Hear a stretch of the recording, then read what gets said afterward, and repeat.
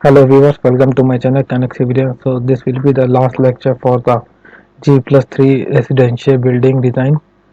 Okay, so we have provided uh, three more columns on the both side of the stair, this column and in the mid of this. Okay, so deflection of the building when we apply seismic load will be less. So it will pass our column size in lesser dimension. Okay, so here we are given the beam dimension as 3 by 350. If you go with 3 by 300 also, so that will also be okay, but still will show you more. Okay, that's why I am going with 3 by 350, that is 12 inch by uh, 16 inch. Okay, sorry, 14 inch. Okay, and for column what we are doing, we are making three columns. Okay, here it is, and we are making three columns of 300 by 450 mm, and these columns as 300 by 400 mm. Okay, and now everything was right, and this is also 300 by 400 mm. So the positioning was different, that's why we are defined in separate properties. Okay, and this will be your 3 by 450. So our maximum dimension of column was 3 by 450, that is 300 by 450 mm, and here the beam depth was 400.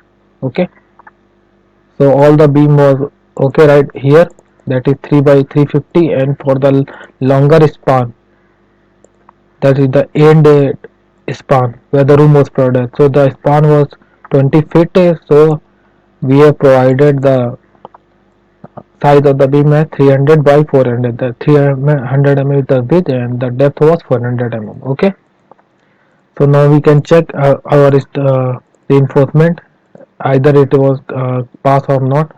So here column was pass and it was showing you percentage still as 2.68. So we can also check with the output file. So here every column was okay, and we will go to the result. Go to the column first, we will show the column, after that we will see the beam. So here if you see, this will be at column 38. So if you see in the warning, there was no section that is failed. Okay, every column and beam was passed. If you see here, only one warning must be noticeable, that is number of reinforcement exceeding 2 reducing layers. So what will you do here? We will provide the greater dia of the bar, so it will be adjustable in only one layer. Okay, if you provide 12 mm dia bar here, so you have to give 30 number of bar, but if you provide 20 mm bar, so it will be okay in 6. Okay, I will provide the Excel sheet where we have already done this step. I will show you here, still required.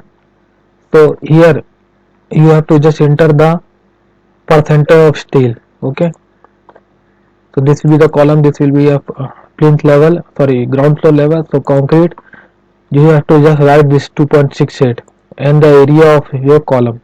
So that's why we are going with the same dimension from ground to top floor for column. Here we have provided column size, this is your column notice a number, and this will be your percentage steel. Okay, percentage steel, and here area of steel will be calculated, and here you have to mention the bar size according to you. So if you provide 12 mm dia bar, it will give you 28 number of bar, and if you go with 20 mm dia bar, it will give you 10 mm. So it will be okay in column to provide 10 number of bar of 20 mm of dia, so that will also give you proper spacing between the bars. Okay, similarly all the on all the floor you have to follow the same detailing. And if you go with the beam design also, you can check beam number 1, so it will show you the reinforcement in this type. All you need to do, you have to write your left, mid and corner steel area. Okay, so this will be your left, this will be your right, and this will be your mid. So maximum of these you have to write for this. Okay, So if we select this beam,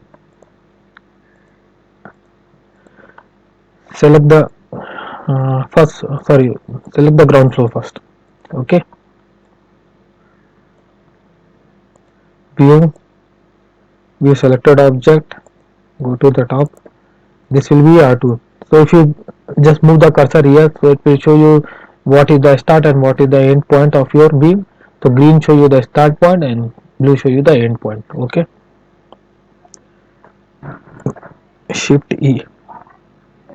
So if you press shift E also, it will guide you the start and end point of your beam. Okay, so this will be the start and this will be the end. This will be the start, this will be the end.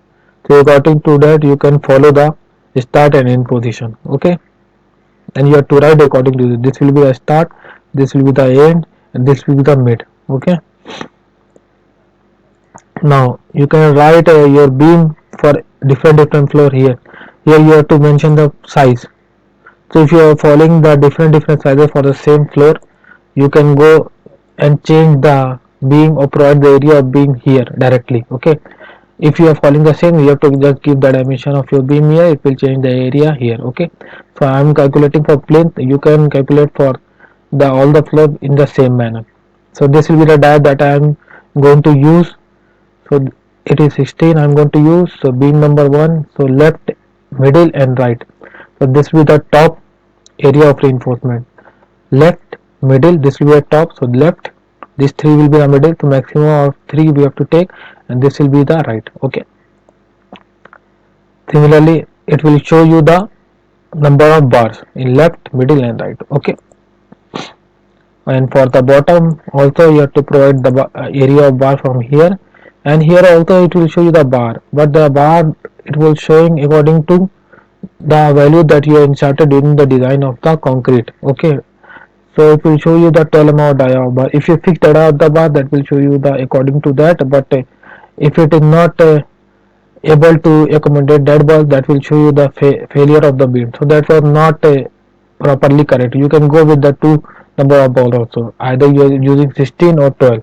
So you can go with two bar of 20 mm, and after that you can go with two bar of 12 mm in same beam.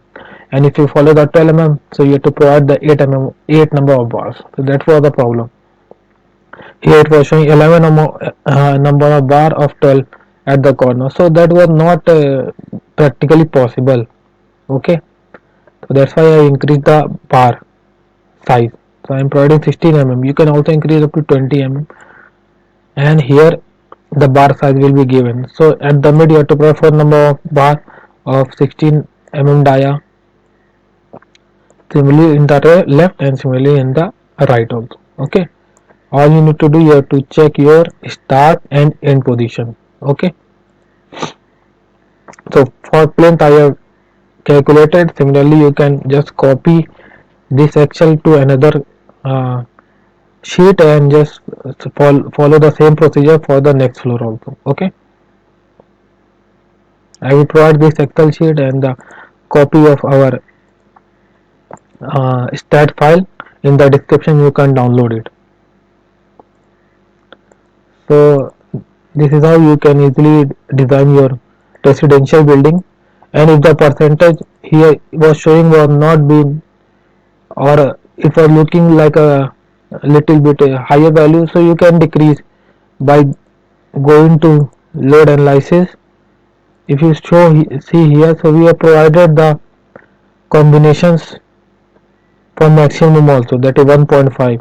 So you can go with 1.2 dead load plus 1.2 live load plus 1.2 equate. That is, we are not going to make our building for 1.5 factor city, we are going to make for 1.2 only, because for residential building it was sometimes say it was not being properly required as per the client requirement. Okay, so we can go with this also, it was also safe. But for higher building with greater area and where it was not coming in residential, it was used in commercial purpose, so you can't go with 1.2 factor static. Okay, but here you can go with the client requirement also, so this will also be safe. Okay, If you want to do, you have to just go to the uh, stat pro editor, load combination, and here you can just switch off your 1.5 dead load and 1.5 live load. So and leave the 1.2 section, that is factor setting we have provided 1.2. So according to this your steel will be designed and it will come less. I will show you here right now. So I am going to switch off the 1.5 comment, okay, and similarly here it is okay, and we have provided 1.5 dead load and 1.5 live load, and that will be also okay. So okay, we will also close this comment, and here we are going with this. So this will because of the client requirement only, but if anybody asks from your side, so you have to go with the 1.5 factor of safety, okay, you don't have to decrease the combination. So this will be the as per the IS code only.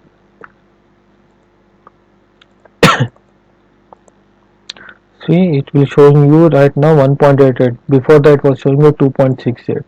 So this is the difference. So our steel, total steel will be become less, so it will be decreased around.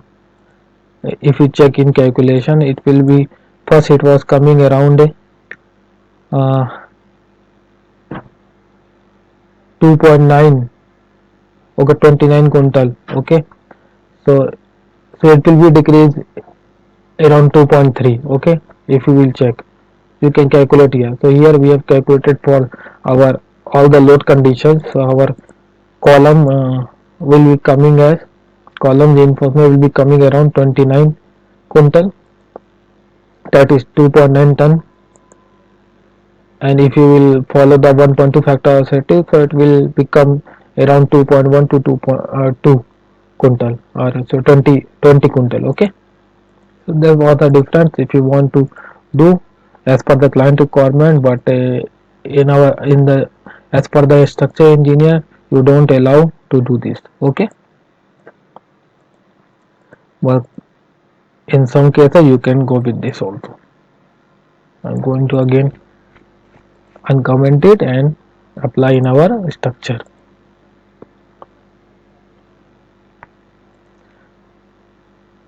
Okay,